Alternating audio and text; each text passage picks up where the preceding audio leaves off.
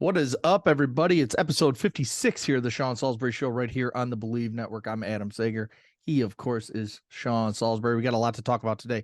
NCAA tournament Sweet 16 starts today. We had some big upsets. We got some teams sneaking into the Sweet 16 as lower seeds. We got NFL free agency. Aaron Rodgers has made a decision. Now, when will that trade happen? I don't know.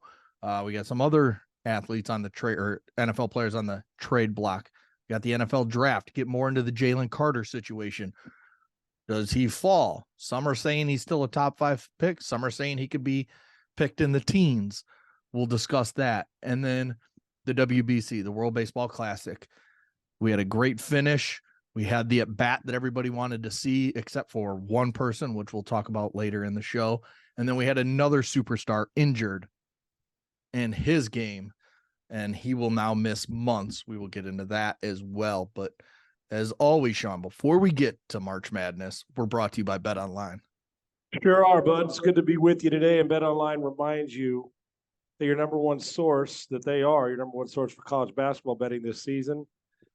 Get analysis and every play, prop, and point at Bet Online. Why? You'll find the latest odds, bracket contests, team matchups, and game trends at Bet Online.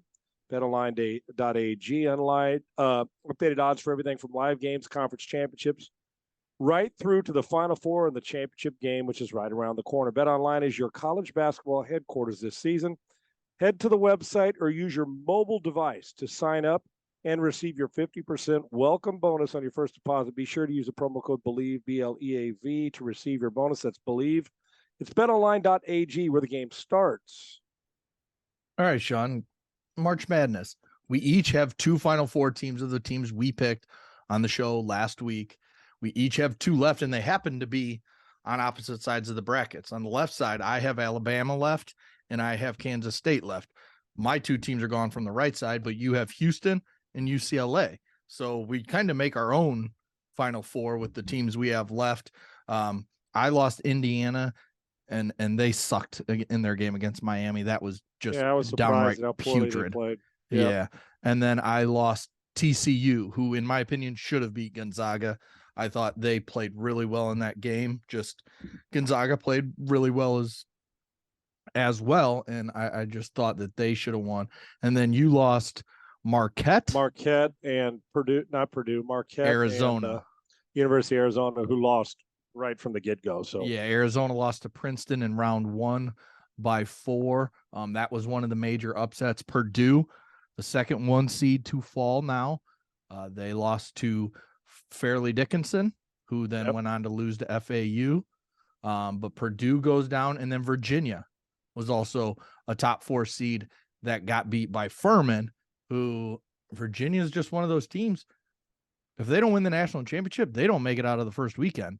Yeah, you're not kidding. They're just something about, they don't, they score more. They're obviously known for their defense and methodical play under Bennett, Tony Bennett, but they just did not play well. And if they're not knocking down shots and they've run into somebody who can handle their defense and tempo, meaning their slower tempo, they're in trouble. And they ran into somebody who was just better on that day and played up tempo, was more physical, and took care of their business. And when you do that, you saw some of the from FAU to, even though, and with Princeton still in it, teams that are lower seeds that are more physical than people think, and they get rolling and knock down a shot. I hate the phrase playing on house money, because these two, you never know when this is Princeton's first visit ever to the Sweet 16. So I don't call it house money. To these guys, it means everything. What it does do, though, is free them up to say, one is we belong, because we've now won 2 games in this thing, and you get hot, play a little play some defense and make your free throws. You got a chance to win in these. And if you didn't believe it, all you got to do is look around at all the teams, even the ones that higher seeds that won that struggled. Houston, in order for them to get out against Auburn, they're down 10 at half. It's a 27-point swing in the second from halftime to the end of the game. So you saw, it happens on a regular basis. And so that's why you got to give some of these. We got the Zags and UCLA and what's the game? The 2 and 3 seed in both sides of the bracket that are the late games on Thursday and Friday, tonight and tomorrow. But that's why Michigan State, for instance, it's a Tom Izzo team. 15 of these Sweet 16 since he's the coach. He is Mr. March.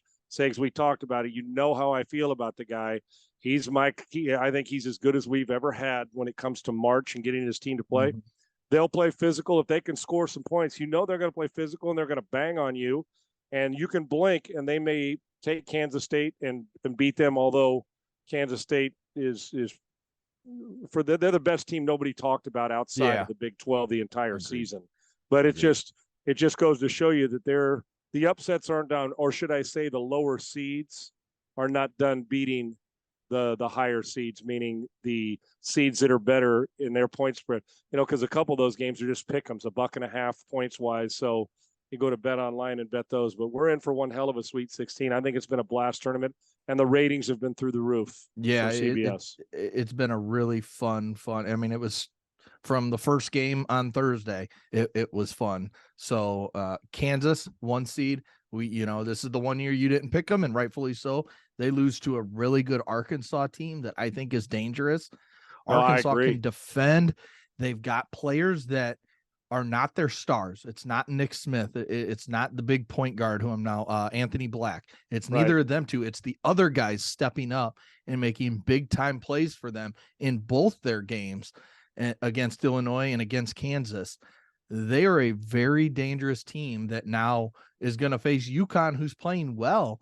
But I mean, you tell me Arkansas wins that game, I'm not shocked at all. You tell me right now with the way they're playing, Arkansas is in the Final Four, I'm not shocked at all.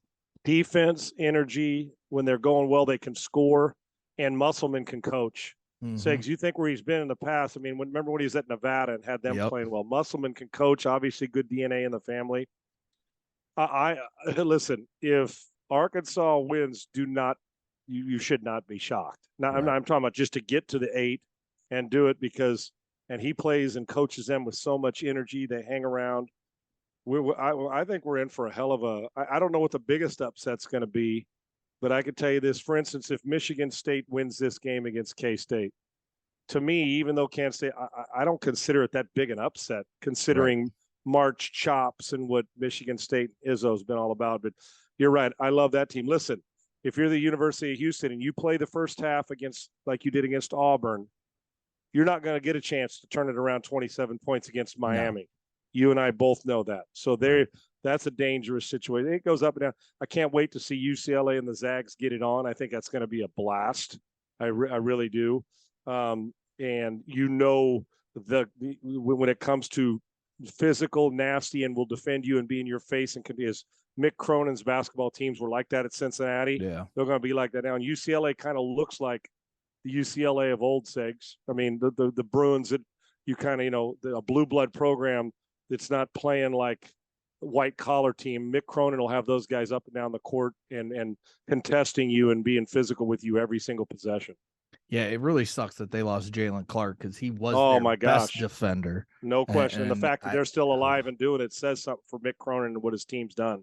Yeah, definitely. And you talked about, you hit real quick on Houston kind of being disappointing, except for that second half there in that last game. But the team that, hasn't had any problem, Alabama, they just been too easy for them, man. They're just rolling. Ugh. Brandon Miller is playing really well. I mean, they just have so much talent.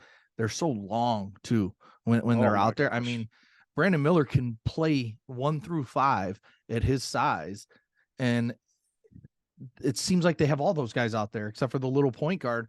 And he really, it's just, they are so good. And Nate Oates has them playing.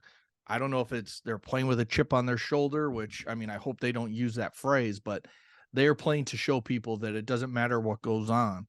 We're going to go out there and we're going to beat your ass any night of the week. Yeah. And if people who didn't see, you're thinking, well, okay, let's say people didn't watch a lot of Alabama basketball during the regular season because you think it's a football program and you're trying to buy in, and you finally realize that they may be the best team most people saw all year long from start to finish. They are loaded with skill set. If you don't know now, you haven't been watching.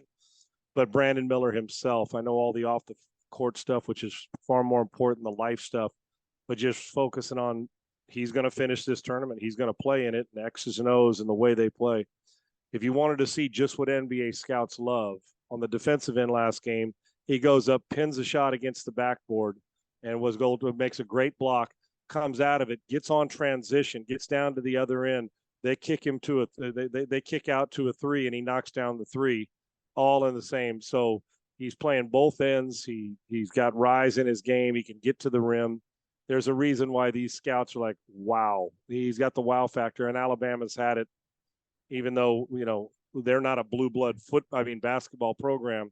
They are playing like the national champion should, and they're leaving no doubt in their games who the best team on the floor is the first two rounds. Yeah, it's crazy to think that as good as Brandon Miller's playing, that most years he'd be the number one pick. He'd at least be in the discussion. This year, obviously, we know that Victor Wembanyama is going to be the guy. You're not going to pass on that guy who could be, we always use the term a unicorn when it comes to the NBA. But, he's going to be in that number two discussion with some of these other kids that are playing in that overtime elite league and whatever that whole situation is, the G League and all that. But Brandon Miller's really damn good. And I know everyone's wanting to say Zach Edey's National Player of the Year, averaging 22 and 14 or whatever he's averaging. Brandon Miller's the best player in the country. I don't want to say hands down, but there's a little bit of a gap, in my opinion, between him, Zach Edey. Now, Zach Edey might have had the best season statistically and all that, but Brandon Miller is the best player. Yeah, and you saw why Sheboy was the National Player of the Year last year as we rolled through on 25 rebounds, 18 rebounds, scoring. You can see why that guy was mentioned last year. He's one hell of a player. You mentioned Edey. We obviously know that for the guy I see on both sides, he may not win National Player of the Year, meaning Brandon Miller, but the NBA scouts are going to take him ahead of those guys you just named. There's no question about it. So there's a lot of good players, but no better than that freshman in Alabama when it comes to parlaying out what you think they're going to look like in the NBA and getting paid for it. Yeah, I mean, you just look at the guys that were drafted last year, Paolo Banchero, Chet Holmgren, Jabari Smith there in Houston. I mean, you put Brandon Miller in that draft, in that group, to me, for the NBA, I like, and Banchero's been awesome. Very similar players that can handle the ball, right? But Brandon Miller, to me, shots, he was built for the NBA right now. I mean, just the style of play that body the NBA type plays. Like Tracy McGrady too, right, Segs? Yes, kind of a similar body type. Even a Vince Carter body type, but better shooter than Vince. I mean, just the way he gets, and he's got those hops, and he can attack the rim. He can pull up, and I love the fact that he keeps showing up on getting some defensive stops. And the kid's still learning how to play basketball. Crap, right. He's 18 years old, 19 years old, whatever it is, Seg. So, yeah, you look at he's got that frame that's sinewy, but he can put muscle on. That's what I'm saying when I say that frame, and that he's a guy who can play more than one position on both ends.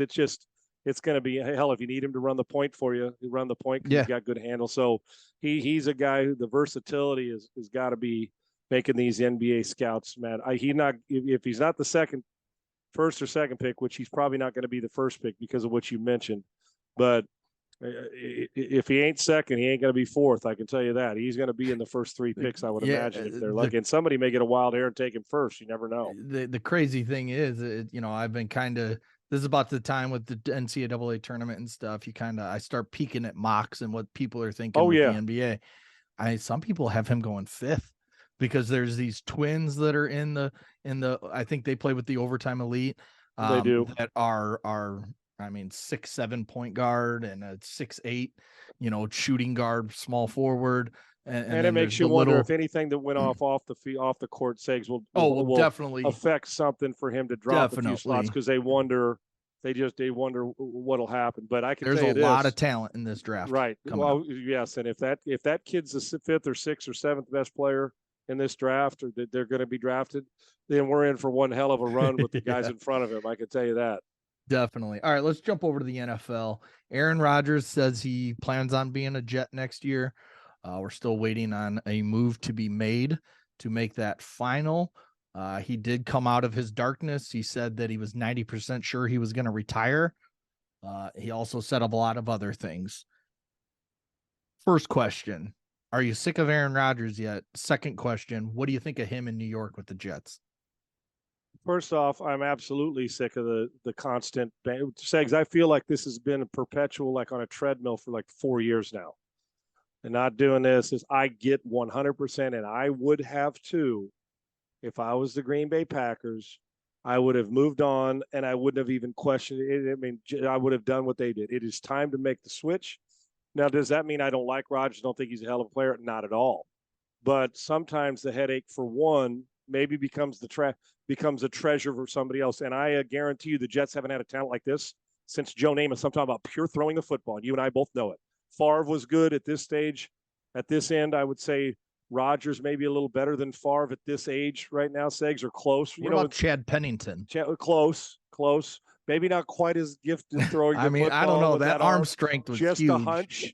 Just a hunch. Don't leave out Sanchez, my Trojan. Okay, let's not stop it. Joe Flacco. Okay, slow down. But they get a great talent, and I think Segs, I think it's going to like marinate for him that he wants to prove to the world that he's still got game and a lot of it, right? And he has some weapons. Hell, the Jets were pretty damn good last year. They were good quarterback play away from being a playoff team. And so they're going to get, if I'm the Packers, I'd have done the same thing because I'm tired of it too. And I think it's time to find out about Jordan Love. And I would imagine players are tired of in the front office of the yo-yo that Aaron Rodgers puts you through. There's a little, what's the word I'm looking for? Like, I think craves the diva part, and this is not mean to Rod. I'm just being factual. There's that. He'll let you know he doesn't care about any of the stuff around, but you know he cares about it because he always does this and holds everybody. The attention comes to him, and he knows it's going to come to him, and that's okay. It doesn't make him a bad guy. It just makes it that I would have moved on to at this stage. It's time to find out, and I don't think they were going to win a Super Bowl with Rodgers next year. So I'm going to see what Jordan Love does leadership-wise. And I think the Jets will be better, but the gauntlet's far tougher in the AFC than it is in the NFC right now. The part that annoys me is he comes out and before he talked to the Jets, hadn't made the decision yet, but he told them, I want Alan Lazard. Jets went out and got Alan Lazard. I want Randall Cobb. They're supposedly talking to Randall Cobb, have not made that signing yet. They did just sign McCole Hardman from the Chiefs, the deep threat. They do have Garrett Wilson, who's one of the best young wide receivers in the game. Yeah, he's going to be a monster. Wasn't he? Segs, did he win Offensive Rookie of the Year this year? Or did he? He was up for it. I don't remember right, who okay. won because one of the finalists at least, right? Yeah, yes. I never pay attention to who actually wins those things, but they still have Corey Davis, who's just a good veteran, kind of red zone guy now. He's way overdrafted by the Titans, however many years ago, and Agreed. Has found his way to New York. But there is some talent there. The problem is you have the Buffalo Bills in that same division, and you have the Miami Dolphins in that same division. And Miami, if Tua can stay healthy for the whole year, I mean, they can challenge the Bills, in my opinion, and they're still a step above the Jets, even with Aaron Rodgers at quarterback. That's how good that roster is in Miami, that they can compete there with Buffalo. I'm going to tell you, regardless if they get their with the things they work out, you're not going to ever quit on a Bill Belichick team. I mean, right, and exactly. They may end up being the worst team in the division, but they're going to beat. They're going to beat these teams at some point this year. They just are. Whether that means you win 7 games, but win twice or 3 times in your division, Belichick will. I mean, you're not going to run away and hide. They'll compete and put you through a game. So it's a brutal division, but I think it's good for the Packers to move on, get yourself the assets and figure out for the Jets, what Aaron's going to take money wise. And what would you give up for him if you're the Jets, knowing everything, being like, we're the only team he'll go to. If not, he may retire and cost the Packers more money if he retires, because the dead cap would be insane. If they play, right? Yeah. So if you're the Jets, are you saying no way in hell am I giving him? Are you given a number one if you're the Jets? I mean, why would you? If there was a clause in the contract that guaranteed me that Aaron Rodgers was going to play minimum of 2 years and maybe 3 from him, I'm talking about where he doesn't turn and walk on me. But if you're if you're the Jets, you got to well, wait a minute, man. What are we getting out of this? There's no way in hell, Aaron Rodgers or not. If they ask, if you're getting Aaron Rodgers and you're going to give up 2 number ones, I think you're probably walking on eggshells the whole time. You don't want to coach or perform that way. If you're the Packers, you're not getting 2 number ones from me. A number one, maybe, depending on if you feel that's the only way the deal gets done, Segs, if that's the only way. If you're the Packers, you have to take it. So I'm thinking a high first or second round, a first or second round pick coupled with a player and or another draft pick that may be contingent on him coming back and how they finish. But there's no way in hell, even as good as he is, these assets, the rest, I'm not giving away 2 first rounders to get to Aaron Rodgers, not knowing that he's not going to do the same shit to me that he did to the Packers, meaning the Jets, the Packers. So if you're the Jets, you're going to offer as low as you can. If you're the Packers, you're going to hold them hostage and say, you know what, we want 2 number ones until the breaking point. But when it gets done, the truth is what kind of cards, we already know the Packers want to move on, Segs, and you can't assure long distance or long time at the Jets with Rodgers with the way he does this. If you're the Packers, you really don't hold all the cards, because you imagine if this fell through and they said, well, we'll just bring him back. It's not going to happen. Yeah, but if you're the Jets, get out of the buddy business, the LaFleur, Saleh, you got to get out of the buddy business and then make a business decision. I will not be shocked if they give up a number one pick for him. I will not be shocked, but I would not give up a multiple picks if one's included. I think an interesting thing just happened with the Jets. They traded Elijah Moore, the wide receiver, to Cleveland with like the 75th pick or something like that for the 42nd pick. So Didn't they think Elijah Moore was going to be part of the deal to go to Green Bay? That was the talk at one point. Yeah. But so they make that trade. I'm wondering if 42 goes this year to Green Bay, and then you have a conditional pick that if Rodgers plays another year, you get the Jets first round pick next year. And then if not, you either get a second or a third, however you want to construct it. But that's the way they get their first round pick. That's what I would do if I was the Jets. Right. Now, if you're the Jets and you want to get it done, but listen, it's the old buy low, sell high. I got to pay a lot of money to the guy. I'm bailing you out for him not costing you. I know you want to move on, meaning the Green Bay Packers. If you're the Jets, knowing all these things, it's like, let's just do this smart. I'm not going to mortgage my franchise for Aaron Rodgers for 1 year, because the chances of us winning a Super Bowl next year are, I don't want to say none, but they're slim for them to get going. So, 2 or 3 years, and you hope they're in that kind of run. And Rodgers is capable of it, but I can't give up 2 first-round picks, and I can't give up. If I did give up a number one, Segs, it stops there. I'm not giving you anything else. No, I mean, you don't get, especially this year, because it's 13. I mean, that's a good, really good pick. No, I'm not giving that my up 13th pick. I would agree. Not doing it. Whether the Jets do or not, listen, these franchises make some wild ass decisions, Segs. Yeah, they do. Maybe they do because they're such a desperate franchise for that position. But you're going to have to beg, borrow, cheat, steal for that one if you're talking to me and I'm the Jets. But if you're the Packers, hold out as much as you can, get what you can. But I wouldn't hold hostage too long, and then get on with your business and get your team set for 2023. For sure. All right, let's jump to the NFL draft. We kind of talked about it a little bit last week, but let's get in more of this Jalen Carter thing. We have where he gets in trouble for racing. 2 people die, and he was not the cause of the wreck. And he has now pleaded that out, and he'll serve 1 year probation there in Georgia and do some community service, pay a big fine, and that kind of stuff. But there's a lot of talk that he could go 5. He could still go 3 to Arizona. He could go 15. I mean, I don't know. That's a huge gap of where he could go. And not only that, he struggled at his pro day. He was out of shape, came over 9 pounds heavier, which we talked about a little bit. Overall, what are your thoughts now that we've gotten a few days away from the pro day? And this is where you always got to caution people, because a lot of people, he gained 9 pounds in 2 weeks, and we don't know what he's going through with this whole situation. And, maybe he's one of those guys that gets a little stressed and eats. I mean, people do that a lot. What do you think about him? Where do you think he should go? And the thing I was going to say, you got to tell people, tape is still really the thing that matters. And on tape at Georgia, this dude was a fucking monster.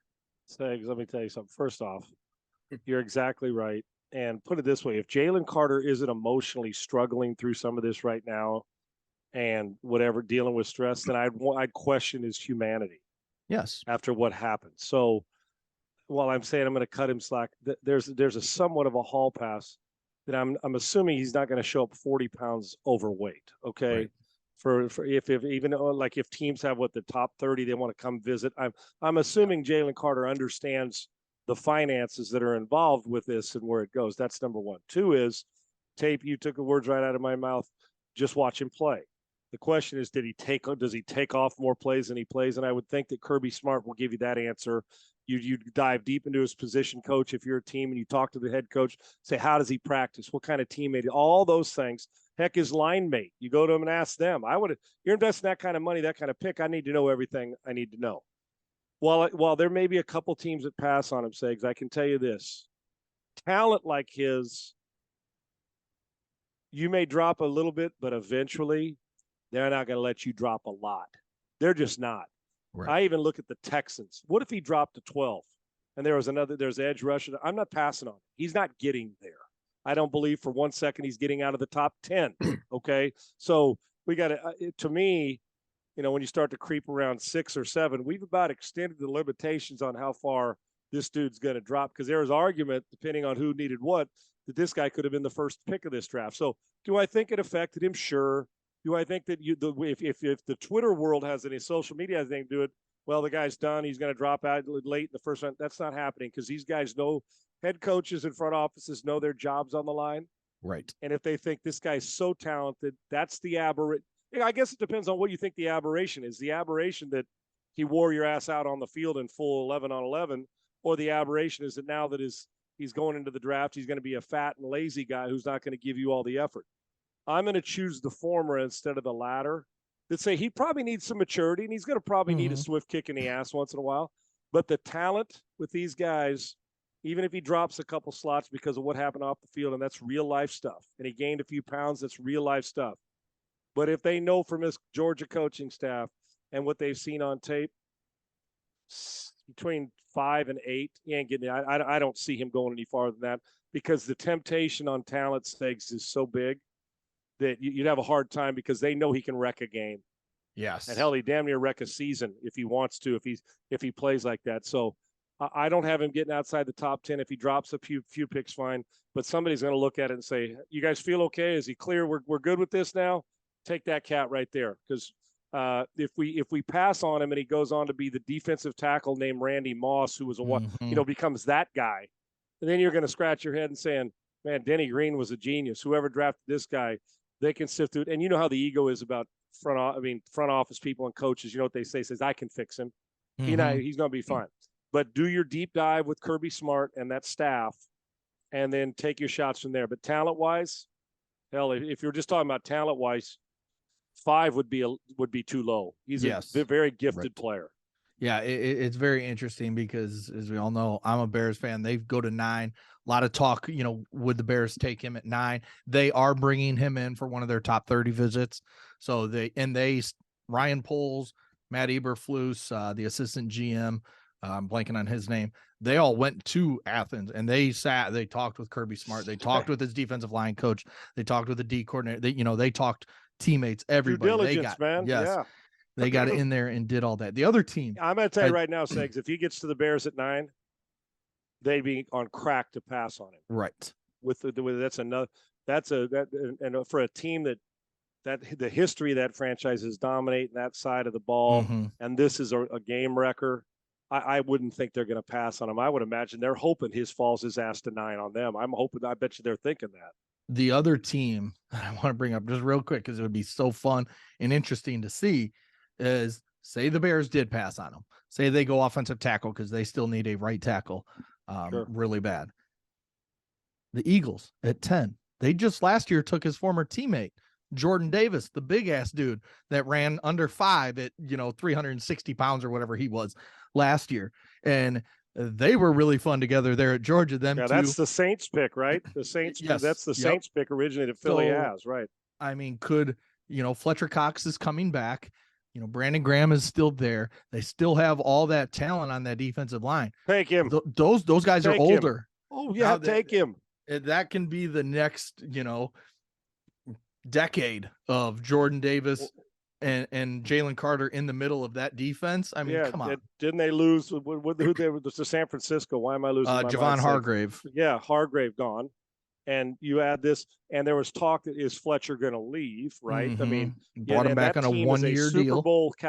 Super Bowl team that is going to be a bit depleted. That's just the normal. That's the way attrition works in football and free agency. But when you get these type of picks, like with the Saints, you make the trade and it falls in the top 10, you go get elite talent no matter where it is, no matter what you have. If it was whoever, if it was next year, Marvin Harrison Jr., and you have all these wide receivers, if it's a luxury pick, you take them and you worry about everything else later. Listen, you're the Kansas City Chiefs. If all of a sudden you steal a pick somehow and Bowers falls into your lap next year, you take his ass, even with Kelsey. Say, oh, well, you can't cover that guy. Now try to cover the next Travis Kelsey. Now we're going to really beat. As a matter of fact, we're not going to play any receivers. We're going to have everybody else block. It's going to be Bowers and it's going to be Kelsey, and we're going to have Patrick just do his thing. The rest of you guys are screwed. So I'm with you. Unless there's a glaring need, like I got 2 6 and 1 out, like Anthony Munoz is in the draft at tackle, and I got this guy and Marvin Harrison Jr. and I need both bad. Well, then take that. Or if the temptation, I got 3 great receivers, but Marvin Harrison's there next year, but I don't have that position, and we're never going to get it to Marvin Harrison unless I block because I'm in Cincinnati. Okay, I completely understand. Yeah, but if you're got a embarrassment of riches at one position and you don't have a oh my gosh glaring if need, I'm a best player available guy. Yeah, I'll deal with the rest later. So I don't care who they drafted last year.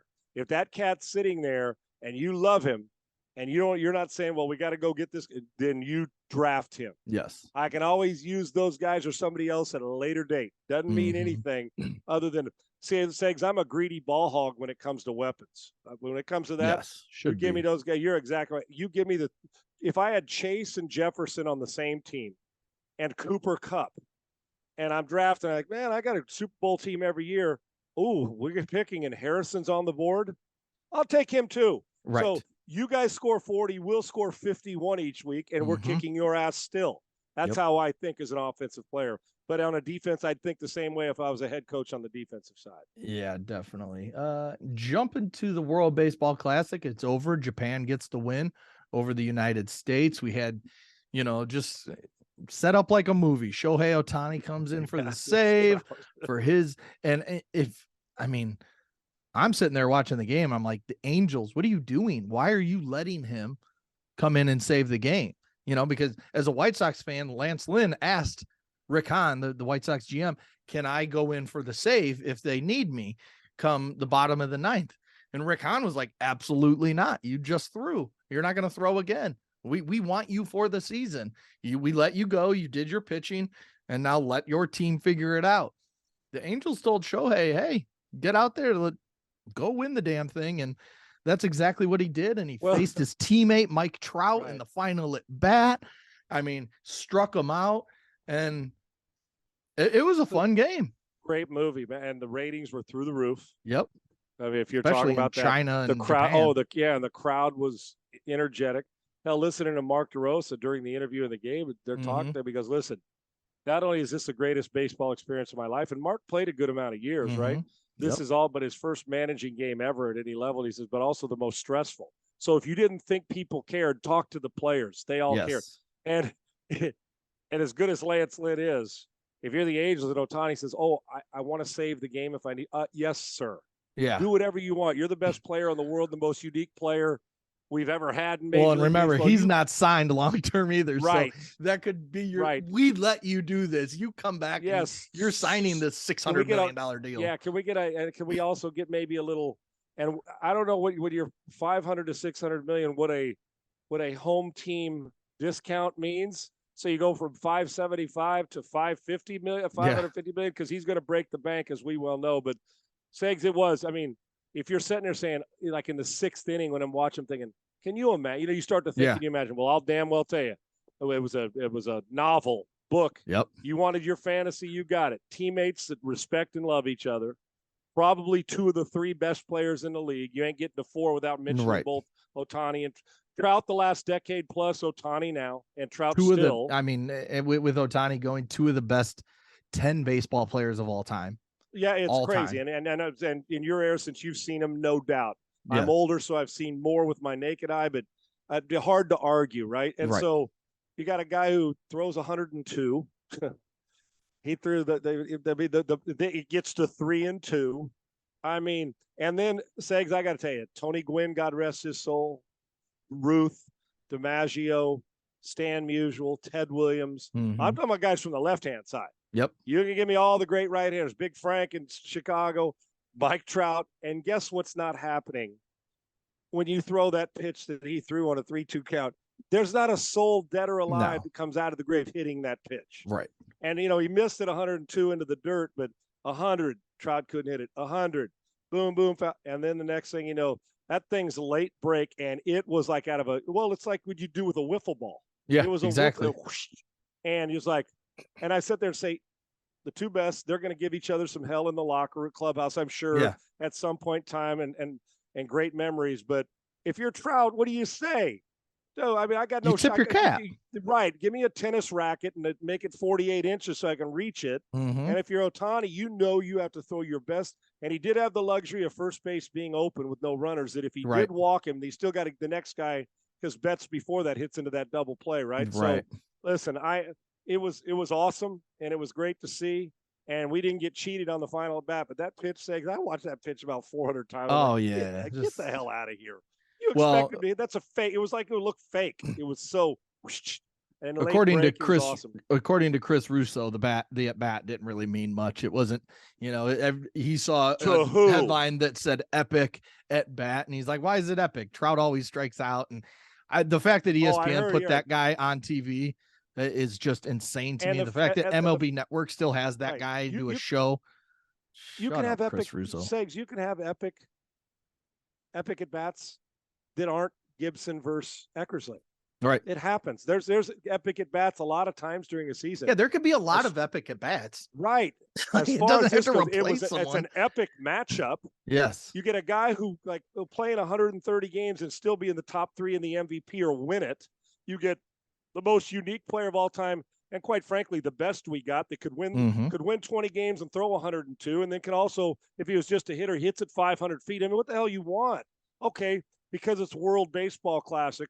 Would, if it was an epic at bat, would it in the playoffs, being the fact the Angels have played 3 games, none for Ohtani, 3 for Trout that he's played in the postseason.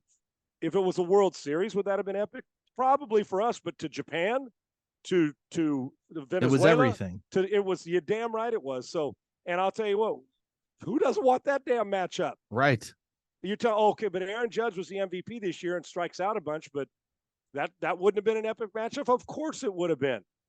So to me, yes, it was epic considering the circumstances, and you may find better, but congratulations to Ohtani. That was filthy and nasty. Yeah. Congrats to Japan as well. That's right. Jose Altuve, broken wrist or broken thumb, 2 months minimum, Segs. 2 months minimum. So you'll see him in late June. Yeah, I was going to say July. Maybe All-Star break, just to play it safe, assuming the Astros are still winning like they should. That was a tough break there for the Astros, but a lot of talent. They'll be able to fill it, but it's still a huge loss for that monumental team. It's an underrated loss if people are talking about it. Astros are good, but that's at the top of the order. That's tough. Great stuff today, brother. Yep. All right, that'll do it. Thanks to Bet Online, thanks to Believe, and we will talk to you guys next week.